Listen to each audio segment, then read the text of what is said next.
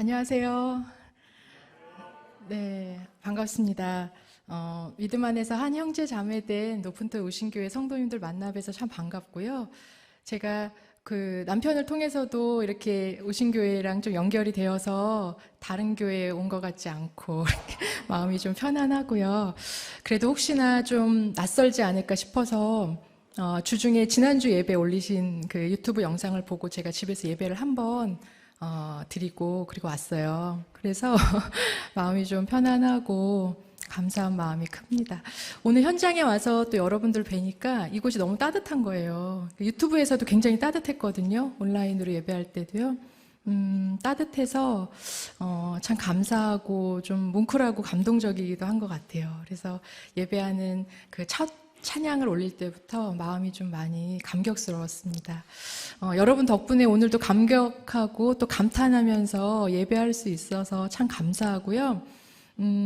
다세연은 다음 세대를 섬기는 사람들의 연대인데 특별히 높은 뜻 우신교회 성도님들께서 우리 다세연을 계속해서 기도해 주시고 후원해 주고 계세요. 그래서 다음 세대를 길러내는 일에 함께 해 주셔가지고 제가 이렇게 또 인사드릴 수 있어서 감사하고 귀한 자리에 불러주신 박상윤 목사님 그리고 모든 우리 높은 뜻 우신교회 성도님들께 진심으로 감사합니다. 제가 감사드립니다.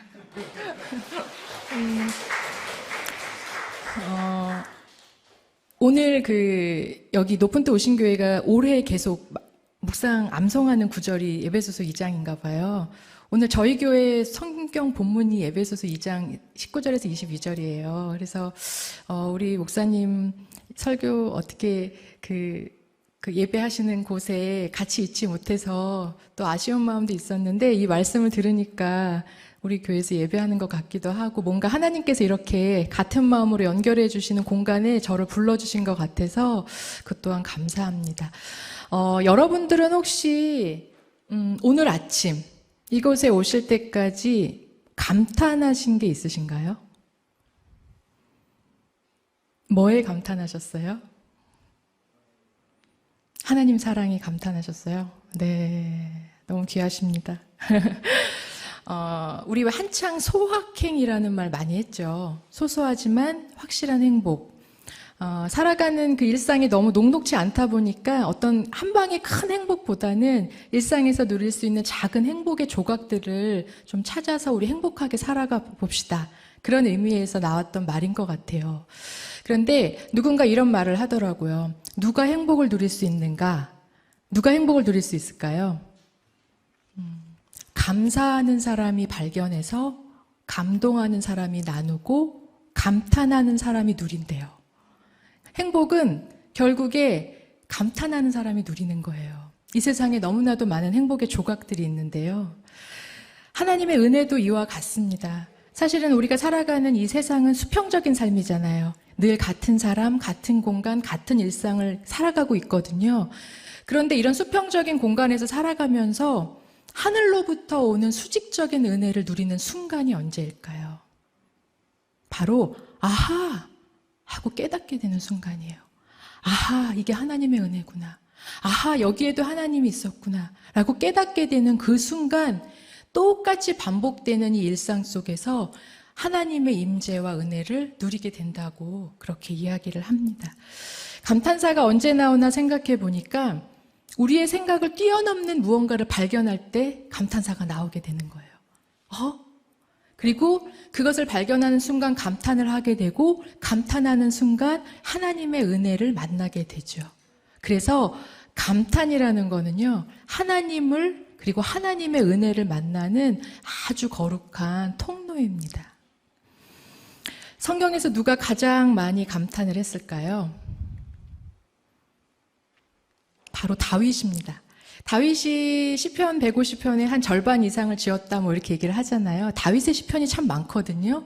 근데 다윗이 지은 시를 보면 대부분이 감탄과 감사와 고백과 믿음의 그 글들로 적혀져 있습니다. 근데 여러분 다윗 잘 알잖아요, 우리가. 다윗은 사실 인생이 녹록지 않은 사람이었습니다. 그보다 더 험하게 산 사람도 없겠다 싶을 정도예요. 그런데 우리가 읽은 오늘 그 본문 133편은 특별히 다윗이 무엇에 감동하고 있냐면 형제가 연합하여 동거하는 게 얼마나 멋진가 이러면서 연합의 동거의 그 기쁨을 감탄하고 있어요. 여러분 다윗의 삶을 한번 들여다볼까요? 다윗이 이렇게 특별히 다른 건 몰라도 공동체 안에서 어우러져 사는 것을 감탄할 수 있는 삶이었을까요? 다윗이 어렸을 때 어땠죠? 존재감 없이 외롭게 마치 천덕꾸러기 취급을 받으면서 한 집안의 막내로 자랐습니다. 사무엘이 하나님께서 새로운 왕을 세우라고 하셔서 그 다윗의 아버지 집에 찾아오잖아요. 그래서 이 중에 새로운 왕을 세울 거예요 라고 했을 때 아버지 이새가 형 7명은 보여주는데 다윗은 보여주지 않아요. 사무엘이 얘기하잖아요. 여기에는 없대요 하나님이. 그래서 다른 아들 없어요? 그랬더니 그 아버지가 그러잖아요. 걔는 양치는 애예요. 되게 찌질한 애고 좀 모질이에요. 어떻게 아버지가 이렇게 말할 수가 있어요. 근데 생각해보니까 저도 속으로 우리 애들한테 그랬던 것 같아요. 근데 아무튼 그런 취급을 받았거든요. 청년 시절이 돼서 사울 왕이 악신에 들려서 막 힘들어할 때 소문이 퍼져가지고 취직 아닌 취직을 왕궁으로 하게 됩니다. 거기서 수금을 타는 일을 하죠. 그런데 사울 왕의 시기를 받아서 죽을 고비를 여러 번 넘겨요. 죽을 고비를 여러 번 넘기고 광야로 쫓겨났을 때 그곳에서는 어떻게 삽니까? 마음 둘 곳 없어 방황하던 사람들을 모아서 수백 명을 먹여 살리는 그런 일들을 해야 했어요. 그리고 가정을 이루었을 때 행복한 가정이었으면 참 좋았겠지만 가족들이 싸우고 다투고 살인하고 급기야는 아버지까지 쫓아내는 그런 일들이 가정 안에서 벌어집니다. 다윗은 인생 안에서 가족 간의 연합, 동거, 아니면 공동체 안에서 함께 살아가는 기쁨 이런 걸 별로 누려보지 못한 사람이에요. 그런데 그가 어떻게 시편 133편에서 얼마나 아름다운가, 얼마나 멋진가 하며 함께 어우러져 사는 그 삶을 노래하고 있을까요? 시편 133편은 언제 다윗이 불렀던 노래이냐면 성전에 올라갈 때 불렀던 노래입니다. 그러니까 다시 말해서 예배하러 가는 그 예배 공동체와 함께 불렀던 노래예요. 그러니까 다윗에게 그가 지금까지 살았던 가정이나 공동체가 따뜻하진 못했지만 그가 예배했던 그 공동체에서 다윗은 그 함께 살아가는 기쁨과 연합의 행복을 거기서 누리게 됩니다. 그리고 그 공동체 안에서 아름다운 환대를 받죠. 예배 공동체가 다윗에게는요 정서적인 가정이었습니다. 사실 지금 살아가는 우리 시대에도 가정들이 많이 아픈 가정이 많잖아요. 누구의 가정이라고 할 것 없이 내 가정도 사실 그렇습니다. 그럴 때일수록 그래서 예배 공동체 교회가 한 가정의 세상의 정서적인 가정이 되어주어야 할 때가 되었습니다. 그런데 다윗이 그걸 경험한 거예요. 다윗이 경험한 그 예배 공동체에서의 기쁨, 형제가 살아가는 게 이렇게 멋지고 아름다운가? 라고 누렸던 그 예배 공동체를 이렇게 표현하고 있습니다. 우리 시편 133편 2절과 3절을 같이 한번 읽어보겠습니다. 머리에 있는 보배로운 기름이 수염 곧 아론의 수염에 흘러서 그의 옷깃까지 내림 같고 헐몬의 이슬이 시온의 산들에 내림 같도다. 거기서 여호와께서 복을 명령하셨나니 곧 영생이로다.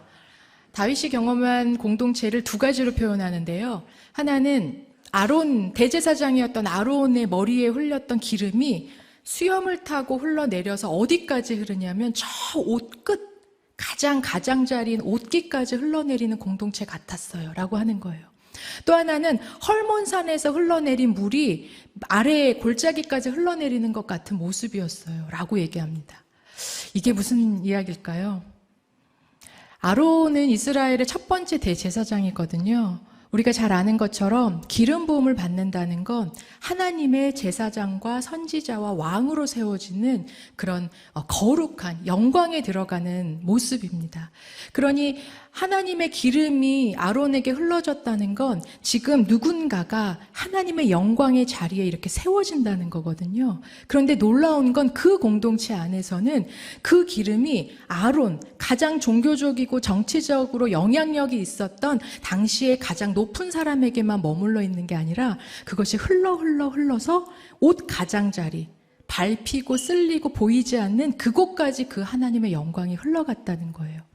다윗은 그 공동체에서 뭘 봤냐면 하나님의 영광의 자리에 모두가 다 참여되는 걸 본 거예요. 강한 자에게서 흘러간 영광이 약한 자에게까지 끝까지 미치는 걸 보게 됩니다. 헐몬의 이슬은 뭐냐면요, 이스라엘 북부, 지금의 팔레스타인 지역에 있는 가장 높은 산입니다. 해발 한 2,800여 미터가 된대요. 그러니까 지금 우리나라 백두산이나 한라산보다 높은 거죠. 그런데 거기에는 1년에 한 8개월 정도 눈이 쌓여 있어요. 그러니까 만년설이 있는 거예요. 주변은 다 광야인데 그 높은 산에는 눈이 쌓여 있으니 기온차가 크겠죠. 그 기온차가 커서 이슬이 내리는데 그냥 우리가 생각하는 풀잎 위에 맺히는 이슬 정도가 아니라 비처럼 이슬이 흘러내린다고 합니다. 근데 이 팔레스타인 그 헐몬산에서 흘러내린 그 이슬이 어디까지 흘러내려가냐면 갈릴리, 그리고 요단강, 그리고 그 해수면이 낮은 사해 바다까지 흘러가요. 가장 높은 곳에서 만들어진 그 물이 가장 낮은 곳까지 흘러가서 그 사해 바다까지 먹여 살리는 거예요. 다윗이 그 공동체 안에서 본 모습은 뭐였냐면 물은 생명이잖아요. 특별히 그 헐몬산의 이슬은 광야인 이스라엘에는 가장 중요한 물의 근원지거든요. 그곳에서 생긴 물이 가장 낮은 사해 바다까지 흘러서 모두가 하나님의 생명으로 살아나는 걸 이 다윗이 예배 공동체 안에서 보게 됩니다. 그 모습이 얼마나 아름다운지 다윗은 이게 바로 영생이구나, 이게 바로 천국이구나, 이렇게 감탄하고 있어요. 뭐라고 감탄합니까? 우리가 읽은 개역개정판은 얼마나 선하고 아름다운 거 이렇게 얘기하잖아요. 공동번역에는 뭐라고 하냐면 이보다도 좋을 수 있을까 이렇게 얘기를 합니다. 그리고 메시지 번역본은 오늘 제가 제목으로 삼은 얼마나 멋진가, 얼마나 아름다운가 이렇게 감탄을 하고 있습니다. 그런데 여러분, 하나님의 은혜가, 하나님의 능력이 가장 강한 자에서 약한 자에게까지, 그리고 하나님의 그 생명이 가장 높은 곳에서 가장 낮은 곳까지 흘러가는 이 모습이 왠지 낯설지 않으시죠? 바로 예수님이 우리에게 보여주신 모습과 똑같습니다. 예수님이 가장 높으신 분이신데, 가장 강력하신 분이신데, 그분이 우리와 같은 모습으로 가장 연약한 모습을 선택해서 이 땅에 오셨잖아요. 가장 높으신 분이 가장 낮은 곳에 오셨습니다. 모든 것을 할 수 있는 가장 강력한 분이 십자가에서 가장 무기력한 방법을 자발적으로 선택하셔서 우리에게 생명을 나눠주셨습니다. 예수님이 보여주신 성육신과 예수님의 십자가, 이것이 바로 지금 다윗이 감탄하고 있는 공동체의 모습입니다. 하나님의 영광에 모두가 다 동참되고 하나님의 영광이 모든 사람에게까지 흘러가는 것. 그래서요, 가장 아름다운 공동체, 야, 정말 멋지다, 이렇게 감탄할 수 있는 공동체는 오직 예수 그리스도를 통해서만 이루어질 수 있습니다. 그리고 예수님이 보여주신 그 관계를 통해서만 가꾸어질 수 있습니다. 그럼 우리도 이런 감탄할 만한 공동체를 가꾸어갈 수 있을까요? 사는 게 녹록지 않아서 삶을 광야라고도 얘기하잖아요. 녹록지 않은 일상 속에서, 그리고 까끌까끌한 사람들하고 매일매일 부딪혀가는 반복되는 하루 속에서 우리도 이런 감탄할 만한 공동체를 갖고 갈 수 있을까요? 먼저 우리가 살아가는 공동체를 한번 들여다보죠. 여러분들은 지금 어디 속해서 살아가고 계신가요? 가장 가까이 있는 가족이 있고요. 또 교회가 있죠. 그리고 이웃들이 있고 일터가 있죠. 한번 지금 상상해 보세요. 가족, 교회, 일터, 이웃, 그들하고 살아가는 그 삶이 감탄사가 저절로 나오나요? 매 순간 그렇진 않죠. 그 안에서 동거하면서 연합하면서 살아가는 것이 진짜 너무너무 아름답다. 이렇게 생각되어지시나요? 맞아요. 뭐라고 딱히 네라고 대답하기가 쉽지 않습니다. 그 안에는 동거는 하고 있지만 사실은 받아들이기 어려운 사람들도 많이 있고 또 우리가 감당하기 어려운 일들도 많이 있습니다. 그 중에 하나가 가족이죠. 네. 가족 앞에서 가족 얘기를 하려니까 굉장히 미안하네요. 네. 그래서 제 가족 얘기는 하지 않겠습니다. 그러나, 근데 다 제 얘기죠. 가족은 어때요? 가족은 가장 일상적인 삶을 공유하는 사람들입니다. 그러니까 무슨 말이냐면 서로의 민낯을 다 본다는 거예요. 민낯을 다 보니까 어때요? 너무 혼란스러운 거죠. 거기다가 까끌까끌한 사람과 까끌까끌한 사람이 너무 가까이 부딪혀 있으니까 계속 부딪힙니다. 참 혼란스럽죠. 다루어야 될 문제들이 매일 있고요. 너무 버거운 일상들이 많이 있습니다. 그러다 보면 가족 안에서 살아갈 때 우리 안에 드는 정서들이 여러 가지가 있는데 그 중에 하나가 내가 뭘 잘못하고 있나? 내가 내 역할을 잘 못하고 있나? 아니면 내가 과거에서부터 지금까지 뭘 좀 잘못한 게 있나? 이런 생각이 들 때가 있어요. 과거에 대한 후회, 그리고 계속 이렇게 가다간 미래가 별로 밝지 않을 것 같은 미래에 대한 염려, 그 사이에서 오늘 하루를 가벼운 마음으로 살아내기가 제일 어려운 곳이 바로 가정입니다. 교회는 어떤가요? 그리고 가정을 또 생각하면 마음속에 정서적으로 드는 생각이 하나 있어요. 다른 집은 다 괜찮은 것 같은데 유독 우리 집만 문제인 것 같은 때가 있어요. 근데 제가 중학교 3학년짜리 어떤 아이들이 했다는 이야기를 전해 들었거든요. 아이들이 그런 얘기를 했대요. 아이들이 모이다 보면 뭐 부모님이 어제 이렇게 말했어 이러면 이제 부모님의 성향을 알게 되잖아요. 근데 그 공동체에 있는 한 아이의 부모님이 다른 아이들 보기에 되게 좋아 보였나 봐요. 그래서 걔한테 그랬대요. 너희 엄마 아빠는 화도 안 내고 되게 말도 부드럽게 하고 막 그러지, 그런 얘기를 했나 봐요. 근데 이 아이가 딱 한마디로 정리했다고 합니다. 뭐래? 이렇게 한마디로 정리를 했대요. 무슨 얘기냐면 가정은 다 똑같아요. 겉으로 보면 문제가 없는 것 같은 가정이어도 사실은 각자의 문제를 다 안고 살아가는 곳이 가정입니다. 그래서 가정의 혼란은 사실은 되게 당연한 거예요. 각자 갖고 있는 모든 혼란을 다 같이 경험해 주는 곳이 가정이기 때문에 얼마나 혼란스럽겠습니까? 또 믿음의 공동체 교회는 어떤가요? 교회는 어떻게 보면 하나님을 믿는 사람들이 모였기 때문에 천국과 가장 가까울 것이라고 생각을 합니다. 그런데 우리가 겪어봐서 알지만 사실 교회도 많은 혼란들이 있거든요. 교회는 어떤 분들이 모여요? 하나님 외에는 답이 없다라고 느끼는 사람들이 모여요. 그래서 하나님 외에는 답이 없기 때문에 자신의 아픈 존재와 지친 일상을 다 끌어안고 모여있는 곳이 교회입니다. 그러니 얼마나 혼란스럽겠어요. 교회와 가정이 이럴진데 이웃과 세상은 어떻겠습니까? 그러면 어떻게 할까요? 그냥 여기서 포기하면 될까요? 아니면 요즘 아이들 농담처럼 이번 생은 틀렸어 뭐 이렇게 하고 넘어갈까요?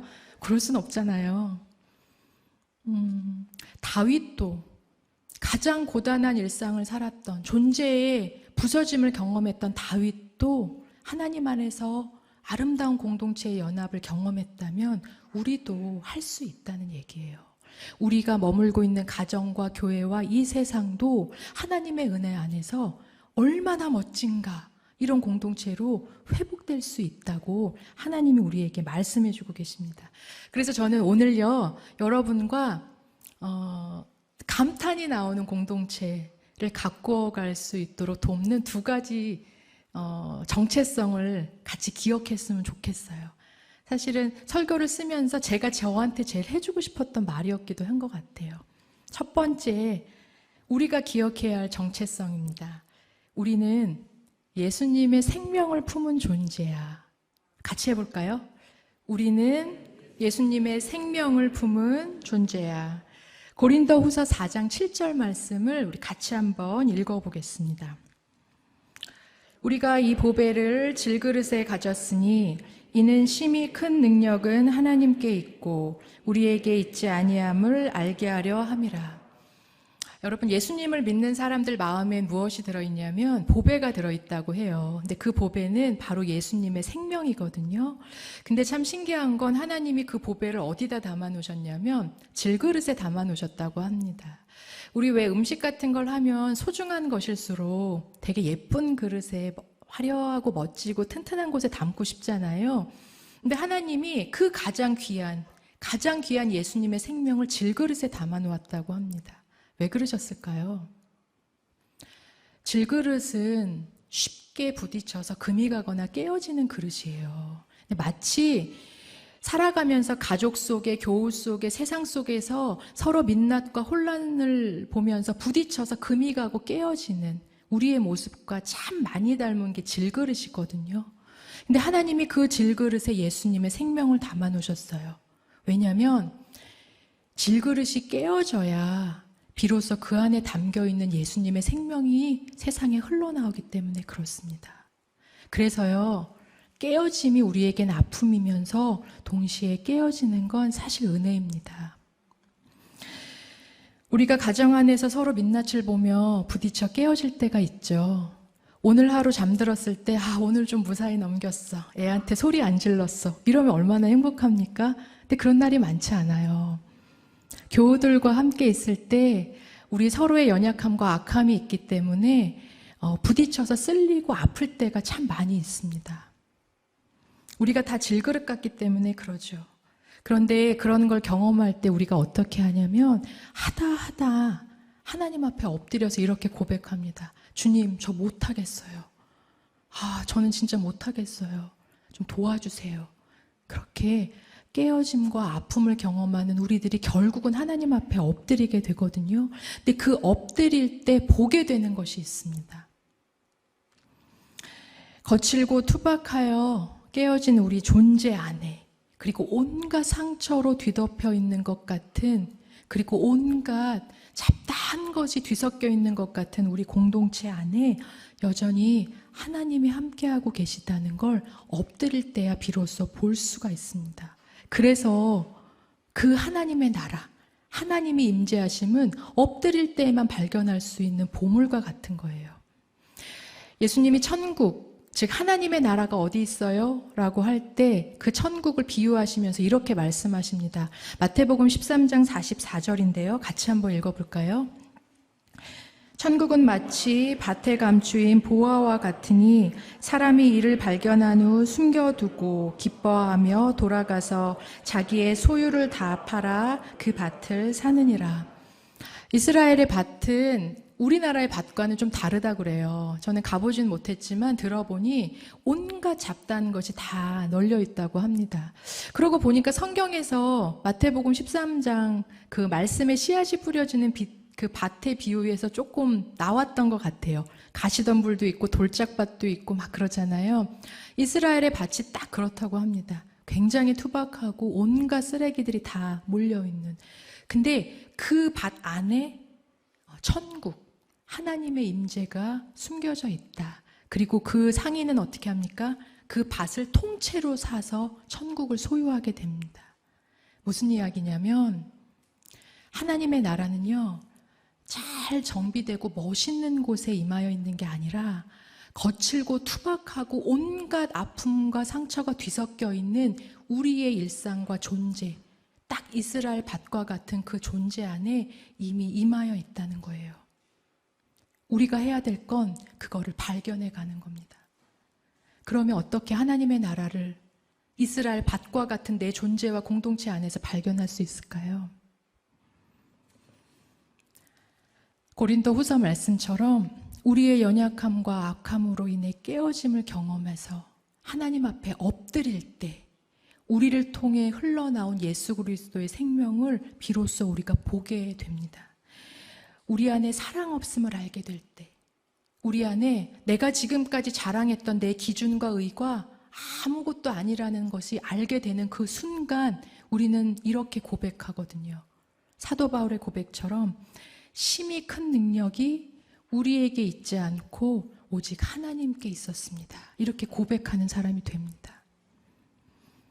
공동체의 어려움을 그 안에서 해결하려고 하면 사실 답이 없습니다. 다 경험해봐서 알잖아요. 왜냐하면 모두가 다 질그릇 같아서 그래요. 질그릇 같은 가족, 질그릇 같은 성도, 질그릇 같은 이웃. 그런데 우리가 그 안에 이미 하나님 나라가 함께 하고 있다는 걸 발견할 수 있는 건 내가 할 수 없어요 라고 엎드릴 때 그 깨어지는 그 사이를 뚫고 흘러나온 예수 그리스도의 생명을 발견함으로 우리 공동체가 여전히 하나님의 나라 가운데 있구나라고 받아들이는 거예요. 그래서 믿음은요, 막 믿는 게 아니라 하나님의 은혜를 그냥 신뢰하고 받아들이는 겁니다. 이렇게 예수 그리스도의 생명이 우리 공동체 안에 있다라는 걸 알게 되면 우리가 지금과는 조금 다른 방식으로 사람들을 바라보게 되고 관계를 맺어가는 걸 익히게 됩니다. 그때 우리 안에 드는 생각이 있어요. 그렇지, 사람은 신뢰의 대상이 아니라 존중의 대상이야 라는 마음을 갖게 됩니다. 최근에 제가 깨달은 거예요. 제가 사람을 굉장히 많이 신뢰해 보려고 저희 다세형 간사 중에 한 분이 저한테 너무 사람을 맨날 낭만적으로 보는 거 아니냐 막 이랬었거든요. 근데 사실은 제가 그렇다고 그렇게 진심으로 신뢰하는 마음을 가질 수 있는 만한 그릇의 사람도 아니에요. 근데 최근에 제가 알게 된 건 사람은 신뢰의 대상이 아니라 존중의 대상이라는 걸 알게 됐어요. 신뢰는 우리가 신뢰할 수 있는 유일한 분은 나도 아니고요. 아주 유력하거나 아주 성숙한 사람도 아니고요. 오직 예수 그리스도, 그 공동체 안에 함께 있는 예수님 외에는 우리가 신뢰할 분이 없다는 걸 알게 됐습니다. 그 예수님이 당신 안에 있으니, 그 예수님이 우리 가정과 이 교회와 이 세상 안에 있으니 나는 당신을 존중합니다 라고 바라볼 수 있게 된다는 걸 아주 최근에 알게 됐습니다. 하나님을 신뢰함으로 상대방을 존중할 수 있게 되잖아요. 그러면 서로를 조금 더 하나님의 시선으로 바라볼 수 있는 마음의 여유가 좀 생겨요. 왜냐하면 사람을 축복해주고 싶어도 얼굴을 막상 보면 축복해주기가 쉽지 않거든요. 근데 그 사람 안에 담겨있는 그 하나님, 저 사람의 연약하고 깨어진 것 같은 그 모습에도 예수 그리스도의 생명이 있다는 걸 신뢰할 때 사실은 더 먼저는 나 같은 사람도 하나님이 사랑하시는데, 나 같은 사람도 하나님이 충분하다 하시는데 당신 정도면 충분해요, 이렇게 말할 수 있는 사람이 아주 조금씩 되어가더라고요. 이런 어른들과 함께 사는 아이들은요, 굉장히 행복한 아이들로 자라갑니다. 사실은 제가 어제도 어떤 교회에 가서 이렇게 교사들을 만날 일이 있었거든요. 근데 거기에 되게 어르신 교사와 저랑 비슷한 나이 또래 교사와 아주 청년 이제 막 졸업한 저희가 있었어요. 교사가.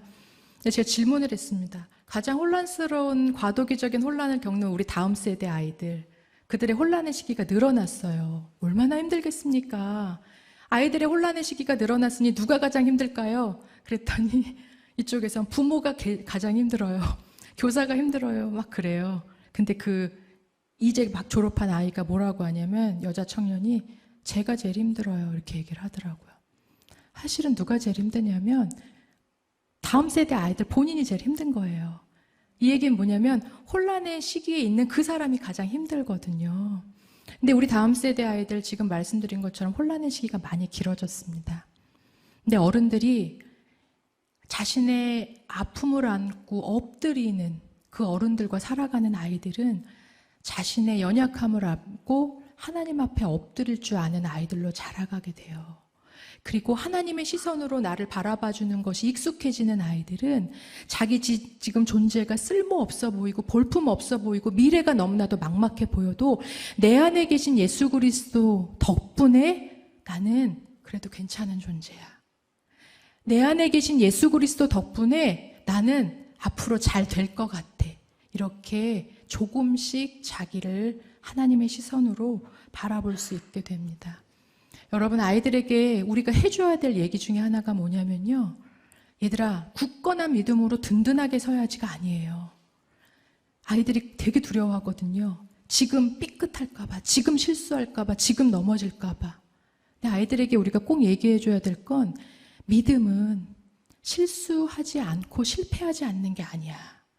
실수하고 실패할 때 다시 하나님을 기억하고 일어나는 사람이 진짜 믿음의 사람이야. 그렇게 아이들에게 계속 얘기해줘야 됩니다. 그러려면 어른들이 그 마음으로 나를 바라보고 아이들을 바라보는 게 중요하죠. 우리가 기억해야 할 두 번째가 있습니다. 같이 한번 얘기해 볼까요? 우리는 예수 그리스도의 생명을 흘러보내는 자입니다. 네, 예수 그리스도의 생명을 품었다면 흘러보내야 되잖아요. 다윗은 누가 흘려보냈다고 하냐면 높은 자가 낮은 곳으로, 강한 자가 약한 곳으로 흘러보냈다고 합니다. 그럼 여러분 가정과 교회와 이웃 안에서 누가 강한 자이고 누가 높은 자입니까? 누가 생명을 흘려보낼 수 있을까요? 사실은 우리 모두입니다. 왜냐하면 우리는요, 예수 그리스도로 인해 하나님 전부를 소유한 사람들이잖아요.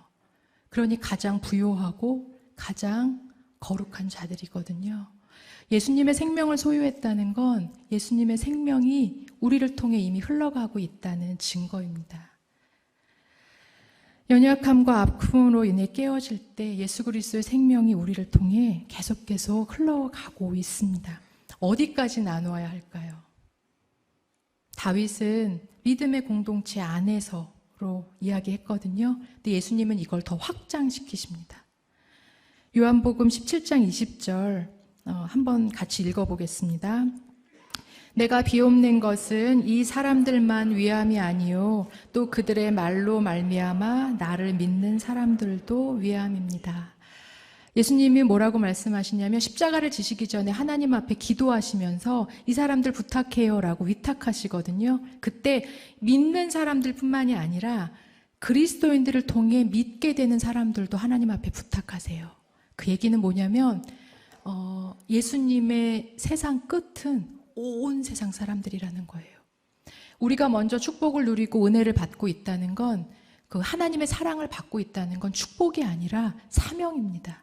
그러니 나만 누려야 되는 게 아니라 남과 나누어야 되는 게 맞죠. 우리 존재가 어떠하든 우리의 모습이 어떠하든 우리가 이미 예수 그리스도의 생명을 품은 자라는 것, 그래서 나는 하나님의 전부를 소유한 자라서 이 세상에 하나님의 생명을 어떠한 모습이든 지금 흘려보내고 있다는 걸 우리가 꼭 기억하면 좋겠습니다. 그런 마음이 있을 때 그 모습을 보고 자라는 이 공동체의 다음 세대 아이들은 하나님을 조금씩 만나가거든요. 그런데 놀라운 일이 하나 벌어져요. 이 정체성을 우리가 계속 생각하면 우리 안에 벌어지는 놀라운 일이 일어납니다. 그게 바로 감탄이에요. 우리는 예수님의 생명을 품은 존재야. 예수 그리스도의 생명을 흘러보내고 있는 존재야. 나는 지금 질그릇 같고 공동체는 이렇지만 이 두 가지 정체성을 기억할 때 우리 안에 일어나는 변화가 감탄입니다. 와, 오. 해보실래요, 한번? 어떤 감탄사 하실 수 있어요? 와, 오. 근데 한 가지 하시면 안 되는 게 있어요. 여기 같은 숨인데 요거는 안 돼요. 왜 감탄이 좋을까? 감탄이 하나님의 숨결과 같다는 생각이 들었어요. 우리가 태초에 만들어질 때 흙이었을 때 하나님이 우리에게 후 하고 생기를 불어넣어 주잖아요. 그래서 우리가 사람이 되죠. 마른 뼈와 같이 다 부서진 공동체가 성령의 바람이 불었을 때 다시 연결돼서 회복되잖아요. 마치 감탄은 누군가에게 오, 와, 놀라워해 주는 건 그 사람 안에 하나님의 숨결이 불어넣어지는 것과 같습니다. 그래서 여러분 많이 감탄하시면 좋겠어요. 그 사람을 보고 감탄하지 마시고 하나님을 신뢰함으로 그 사람을 존중하는 마음으로 많이 감탄해 주면 좋겠습니다. 특별히 마지막으로 부탁하고 싶은 건 점점 커가면서 감탄을 받아보지 못하는 우리 아이들에게 많이 감탄해 주세요. 감탄은 길지 않아도 되거든요. 길면 설교예요. 그래서 그러면 감탄해주면 아이들은 자기가 듣고 싶은 언어로 그걸 받아들입니다. 그 오가 뭔지 설명하지 않아도 그날 아이가 받고 싶은 그 축복의 메시지로 받거든요. 감탄에 목마른 우리 아이들, 그리고 가족과 교우들, 오늘 예배 끝나고 나가실 때 서로에게, 그리고 교사들, 부모님, 목회자들에게 감탄해 주세요. 그리고 가장 인색한 누구죠? 나에게 많이 감탄해 주세요. 이렇게 우리가 감탄해 줄 때, 얼마나 멋져, 얼마나 아름다워, 이렇게 감탄해 줄 때 그 안에서 살아가는 나와 공동체와 특별히 우리 다음 세대 아이들은 하나님의 숨결로 다시 회복되는 놀라운 은혜를 얻게 됩니다. 같이 서로를 기대하는 마음으로, 사실은 하나님을 기대함으로 우리 사이에 좋은 게 쌓일 거야 라는 기대감을 가지고 살아가는 거거든요. 같이 기대 찬양하면 좋겠습니다.